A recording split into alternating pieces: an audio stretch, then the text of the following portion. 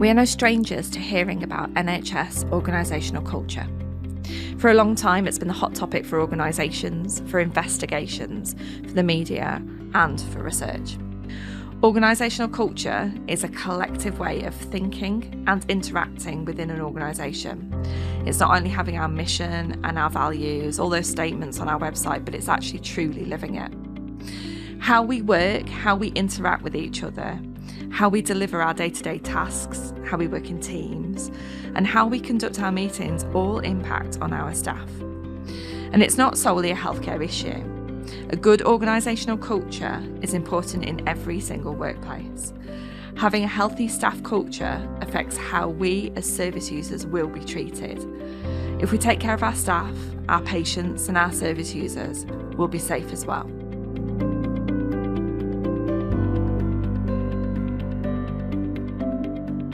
Hello, welcome back to Voices for Safety, the podcast from the NIHR Greater Manchester Patient Safety Research Collaboration, where we discuss all things patient safety. I'm your host, Louise Gorman. In this episode, we're going to be talking about one of the key foundations of the NHS patient safety strategy, that is, safety culture. In all of its variations of good, bad, large and small scale, culture has a role in determining patient safety.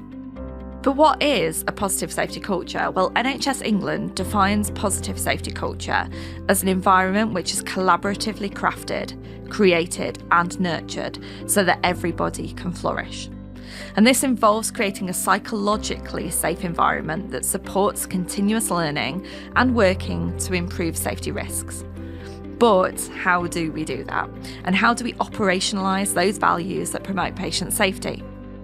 To discuss this further, we're joined by two of the researchers from our Greater Manchester PSRC Enhancing Cultures of Safety theme. This research theme of work aims to deliver theoretically informed yet practically useful research to enable cultures of safety within health and social care organisations. I'm really pleased to welcome Professor Nicola McIntosh and Dr. Jennifer Creese to the podcast to tell you more about this fascinating yet complex area of patient safety. Hi everyone, I'm Nikki McIntosh. I'm a professor in social science applied to health within the Sapphire Group at the University of Leicester, and I'm also co-lead for the GM PSRC. Hello, I'm Jennifer Creese. I'm a lecturer in health services research here at the University of Leicester. I'm a sociocultural and a medical anthropologist, and the culture I study is healthcare and healthcare professions, and I'm a lead of one of the projects within the GM PSRC. Wonderful. So I'm hoping that we'll have a really good discussion today about enhancing safety culture in health and social care. Now, we know that word culture is used frequently, day to day, in a much wider context. But I wondered if we could start with you telling our listeners what culture means in the context of patient safety. I think when we were undertaking our research, one of the areas we wanted to look at was to sort of move away from maybe more professional ways of thinking about culture, because there's disciplinary differences in how people see what culture is. And we wanted to make it much more accessible. So in the sort of realms of patient safety, we were trying to make it quite practically accessible in terms of thinking, how does culture affect the way people work, but also importantly, in the way they relate to one another and in the activities that they take in sort of shared practices. So making it sort of much more about the day-to-day world that we live in, and particularly in health and social care, and in those relationships between staff and also with their service users, patients and families. And thinking about how does that cultural glue, in a way, influence what we do and how we make sense of it. So I think that's what we were trying to come at in our research, was to say move away from these very intellectual sort of definitions to something that people could really understand and get a handle on. Yeah, and I think that's really important, isn't it, to be able to translate that to practice and make it meaningful to everybody within the health service, within social care settings as well, to understand what it is that's actually coming out of your research. Essentially, you're talking about culture as in how people relate to each other and what they do and how they do it at work. How do you explore safety culture through your work? Is it a series of projects? What type of projects are they? So I think we have a track record within our research group of looking at safety and culture.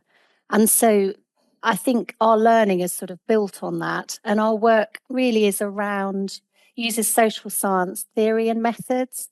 So we draw on that sort of wider literature, which is informed by psychology, anthropology, sociology, to perhaps look differently from a clinical lens. So to try and use some of that broader theory to think, how does it relate? And in terms of our methods, we are methodologically sort of in the qualitative methods camp. So our work involves interviews, focus groups, and also observing, actually going and almost living amongst staff to actually understand their world. So I think what we try and do is sort of inform some of the understanding around what safety culture is and how we can best nurture it by drawing on that literature and also trying to really understand people's own experiences. I know that you have been working on a quite a large project called Moments. So Nikki, can you tell us a little bit about what Moments is and what Moments is all about? So Moments is a set of practical resources that have been developed to help staff have conversations and think about how best to enable their cultures of safety locally. And it's originated from some previous research that we did within maternity and neonatal services, which focused very much on enabling cultures of safety in those settings.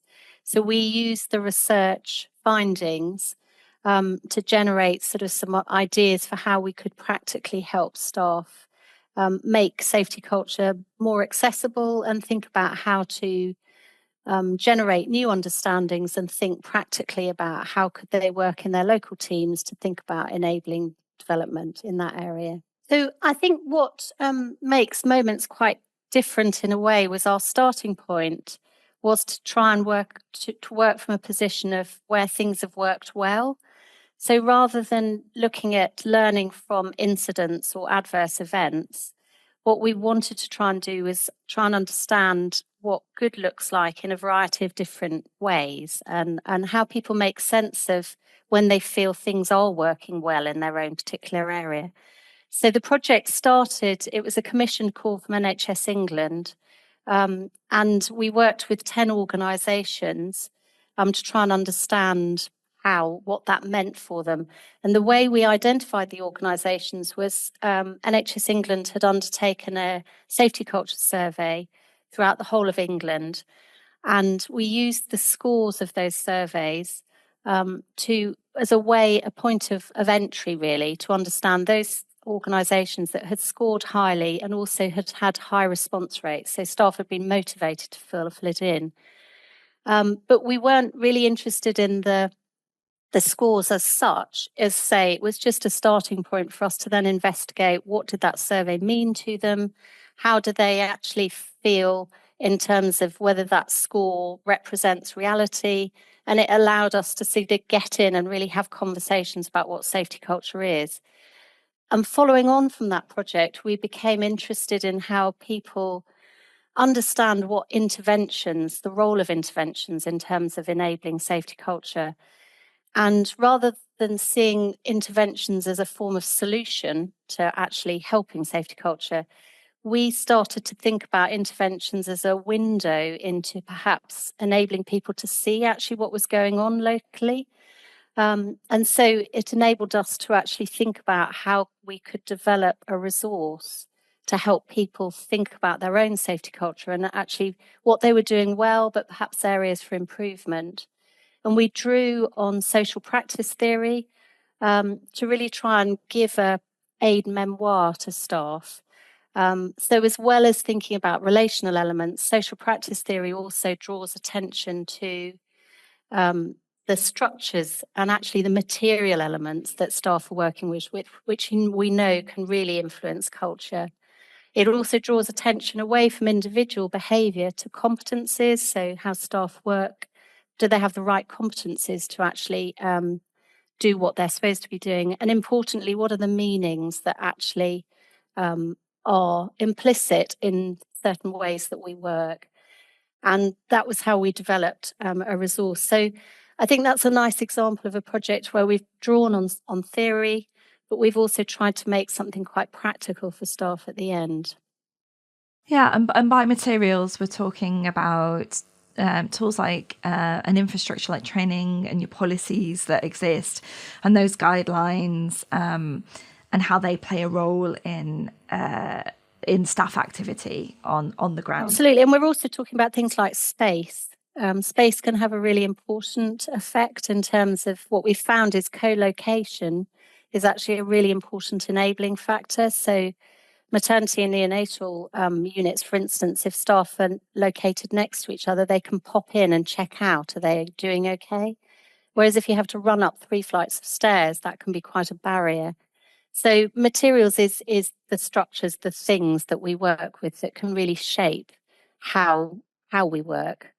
But I think one of the really important factors that came out in our findings that staff alluded to through their sort of narratives were the values that were implicit in whether things were felt to work, was this sense of core values that were enacted in the way that people did things.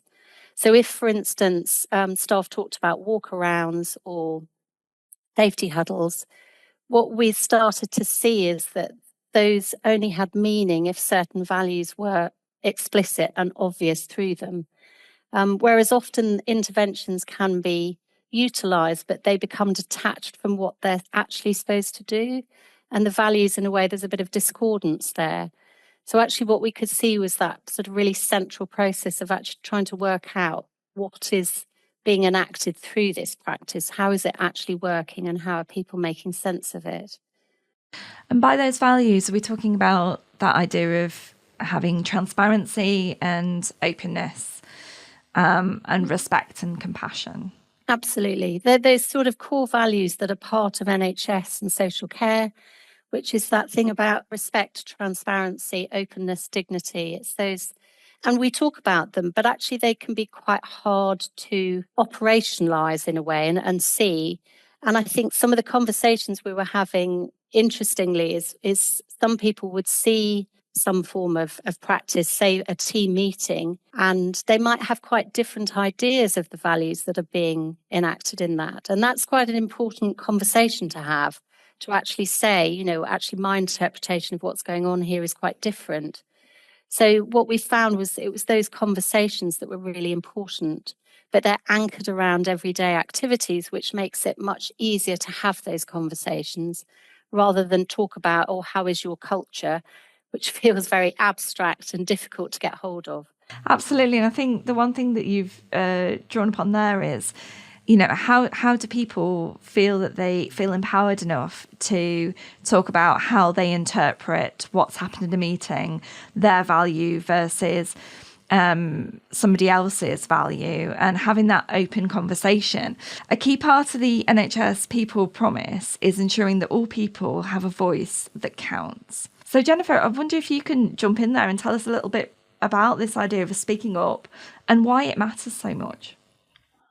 Okay, so we know that healthcare is this world with lots of policies and procedures and a lot of safety netting, but it's at the end of the day also a world full of people, so human beings, the patients are human beings, doctors are human beings, and so sometimes in human life, sometimes things don't work, sometimes things don't get done, or they're not happening in an effective or appropriate way, and that could be for lots of different reasons, and they can have a real effect on patient and staff safety. But healthcare is also so busy, particularly when the system's under a lot of pressure. These things can get missed and slip through the cracks. So it's really important for people who do notice something when something's not right, to be able to say something, to stop the problem, fix the problem before it happens, or to flag a change that's needed so things can improve. But we know that a lot of the time people don't say anything when there's a problem situation. Sometimes they've tried raising the problem before and nobody's listened or nobody's done anything, so they feel quite apathetic, like there's maybe no point to saying anything again.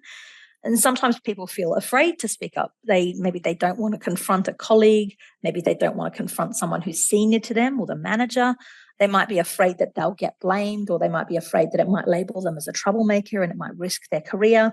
And so then they end up not speaking up, or they don't speak up, or they decide their only option is to leave that place because it's not safe for them anymore. And then the problem doesn't get fixed. And in the worst case scenario, something unsafe happens and it's not caught. And that can be catastrophic in terms of consequences for the patient and for the staff. So that's why speaking up really matters. And are there particular groups of staff, do you know, that are affected by an inability to speak up or not feeling empowered enough to speak up? Or is it something that we see generally across health and social care? Well, we have really good national data like the NHS staff survey, which asks a question of all staff in the NHS. It asks them to agree or disagree with whether or not they feel like they can speak up when they see something unsafe at work. We know from that data that people who identify as non-white British are they report they feel much less able to speak up. We also know that women feel much less able to speak up, or non-male people feel much less able to speak up. LGBTQ people feel much less able to speak up. Migrant and temporary working doctors and nurses feel much less able to speak up, and junior staff, so people who are in junior nurse or resident doctor roles or in auxiliary staff roles, feel much less able to speak up. But the thing with the big surveys is they kind of don't tell us why they feel unable to speak up. So we felt that there was a real need for some qualitative work, which is actually hearing directly from these staff about what are the reasons why they're saying they don't agree that they could speak up at work. So that's why we did the work that we did. Okay, brilliant. It sounds like it's really, really interesting work. Can you tell us a little bit more about the work that you have been carrying out to date? I know that it's not in its full completed status at the moment, but yeah, if you could give us an insight into what you've been doing and what you've potentially found out. Okay. So we started off by interviewing frontline NHS staff from all over the country to ask them about their thoughts and experiences about speaking up or feeling unable to speak up. We invited any non-white British staff in any patient-facing role at all to have an interview with us, and we spoke to 12 people in the end from all over the country. We also wanted to see what it was like from the other side, so what NHS trusts felt like they were doing already to try and encourage this speaking up and a culture of speak up and safety for all staff, and what they were doing to try and make non-white British staff feel like speaking up was wanted and safe and would be heard. So we wanted to get a sense of both sides of the story and see where there was a misalignment or where there were things falling through the gaps that we might be able to help fix. So we spoke to 17 people who were in quite senior roles, key roles related to patient safety. Some of them were speak up guardians, heads of patient safety, other related kind of senior governance roles from NHS trusts all over the country to see what was their perspective on what they were already doing. So what did you find? So we did find that ethnicity played quite a big part in the decisions that people were making about their own speaking up, that when they felt that there was a cultural divide or a difference between them and the people they were trying to speak up to, they found it was much more difficult to speak up or even to summon up the courage to speak up. A lot of them spoke about fear of discrimination if they might speak up, or discrimination against them if they did speak up. A lot of them spoke about a fear of discrimination if they might speak up. Some of them spoke about discrimination that they did experience when they did speak up. Many people spoke generally about if they had the kind of work environment where discrimination was common, even we call them microaggressions. So kind of small stereotypes and just casual little pointing out differences that isn't actively trying to be racist or discriminatory, but it creates this kind of environment where people feel different and they feel less safe to speak up. We saw that hierarchy and seniority did play a big role in further influencing who felt safe to speak up. So we did find that nurses in lower bands, non-consultant doctors, no matter what range of resident doctor. They were auxiliary staff, healthcare associates. Those were the kinds of people who said, I feel less confident to speak up, and I probably wouldn't in the first place. And we also heard that where people did speak up, lots of people felt like it wasn't welcome, or that it was welcome, but it kind of went nowhere. And that inability to be heard when you've summoned up that courage to speak out over the fear of, or the feeling of unsafety that you're working with, for a lot of people, that resulted in really feeling unsatisfied in their job, with resenting or breaking down relationships with their colleagues. And they felt a real sense of disconnect and isolation that often leads to making career choices to leave that trust, or to completely leave the NHS or the country even. And then interestingly, we heard from the people in senior speak up related roles that they weren't completely blind to this reality. They knew that staff didn't feel safe, and they knew that trusts were kind of trying to create this sense of what we call psychological safety. So feeling safe to be able to say what you need to say with no fear of repercussions. The NHS Trust wanted to have this psychologically safe environment, but a lot of the time, managers and people that were the sorts of people that you would speak up to, they weren't really trained for how to create that environment for people where they can speak up and feel listened to. And that managers were also under this immense pressure to deliver and meet performance targets and meet performance standards, that stopping and taking time to go, we're going to take that person out of the care arrangement, or we're going to change this practice, or we're going to give you this thing, or we're going to repeat this, or undertake a big investigation of it, would disrupt that flow of what they were being measured on. So it was kind of trying to decide what to prioritize, and often voice got prioritized lower than meeting other targets.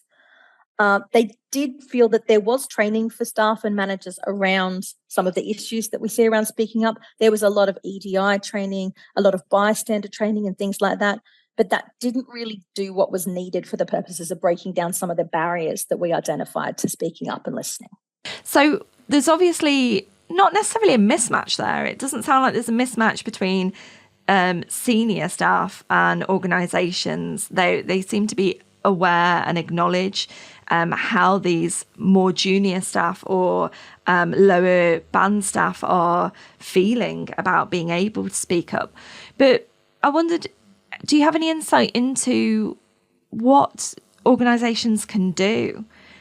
Because it seems like there's knowledge there. There's knowledge that people don't feel that they can speak up, but what can they practically do? And we can all say, I think that, we can all acknowledge that people are busy and they have targets to meet. But what practically can organisations do to help? So this is something that we're aiming to work on directly with some of these stakeholders in a lot of the trusts who are affiliated with the GM PSRC, and we'll be having a policy dialogue in the next month with a lot of these senior regional and national leaders to try and translate these findings into something a bit more practical. I think the key message is that the NHS as a whole and organisations within it do need to do more in order to listen to all staff and provide safe, good quality care. And so this means things like encouraging ethnic minority staff to speak up. And there's lots of different forms that could take. And there are a lot of suggestions that came from our participants that might be something that's worth exploring. We think that senior leaders do need to be part of the solutions more to encourage speaking up. But I think more importantly, speaking up and listening have to become part of that organisational culture that Nikki was talking about for everybody. It's got to be a normal everyday practice to be able to speak up and say things and to be able to listen to people. It's got to be meaningful, it's got to be accessible, and it's got to be acceptable in whatever form it takes. So we're looking forward to this dialogue to see how we can turn those kinds of visions into something that's practically actionable at lots of different levels of NHS. It sounds really valuable and very timely and very needed as well to have that conversation with all of those stakeholders in hopefully the same room as well. Nikki, I'm just in my mind thinking back to the Moments work, and I know from the Moments website you have some resources on there to enable people to start to have those conversations around the moments in their everyday practice that help to improve that safety culture, or at least have those conversations around that safety culture. Is there anything from there, do you think, that would align with Jennifer's research, anything practical that trusts can implement from Moments to help really raise this idea of it's okay to speak up? So I think the Moments resource is a framework really to enable conversations. So it doesn't provide a solution, but I think the reason for that is that often we jump to coming up with uniform solutions that may not fit local practice or local areas. So we wanted to move away from that to enable people locally to actually take agency and ownership of their own solutions. But often it's the slow science, the reflexivity, it's the thought before that's the important bit that we skip through to get to the solution. So I think definitely in terms of thinking of speaking up and escalating care and all of those areas, they involve everyday practice that can be used as a moment to actually try and unpack what's going on here and what are the cultural issues within this everyday sort of team activity that we're undertaking. So Moments has the potential to maybe enable people within a ward team to think about, okay, who is able to speak up in this team and who isn't, and when does it happen and who to, and actually what are the structures and relational barriers around that to make it much more locally driven.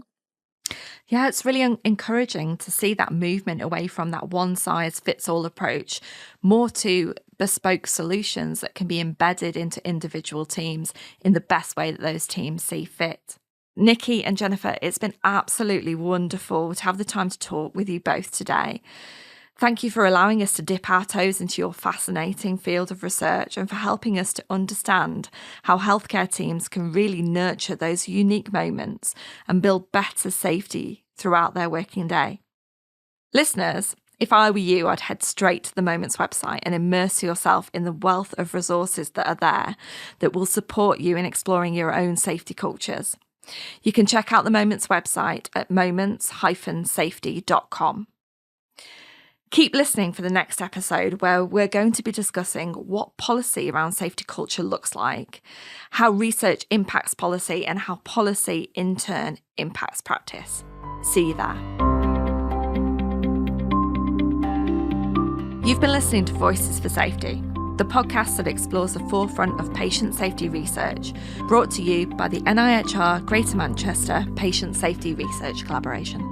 If you enjoyed today's discussion and want to stay updated on the latest in patient safety, be sure to follow us for upcoming episodes. You can also find us on X, Blue Sky, LinkedIn, and on our website www.psrc-gm.nihr.ac.uk. Join us as we continue to uncover insights, innovations that make healthcare safer for everyone. Thank you all for listening, and we'll catch you in the next episode.